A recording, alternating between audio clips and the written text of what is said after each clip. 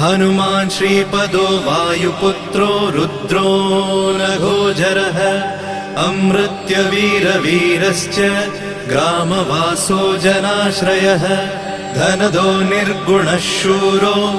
वीरो निधिपतिर्मुनिः पिङ्गाक्षो वरदो वाग्मी सीताशोकविनाशकः शिवः शर्वः व्यक्तो व्यक्तो धराधरः पिङ्गकेशः पिङ्गरोमा श्रुतिगम्यः सनातनः अनादिर्भगवान् देवो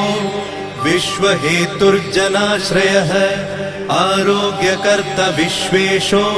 विश्वनाथो हरीश्वरः भर्गो रामो रामभक्तः कल्याणप्रकृतिस्थिरः विश्वम्भरो विश्वमूर्तिर्विश्वाकारश्च विश्वपः विश्वात्मा विश्वसेव्योऽथ विश्वो विश्वहरो रविः विश्वचेष्टो विश्वगम्यो विश्वध्येयः कलाधरः प्लवङ्गमः कपिश्रेष्ठो ज्येष्ठो विद्यावनेचरः बालो वृद्धो युवा तत्त्वगम्यः सुखो यजः अञ्जनासूनुर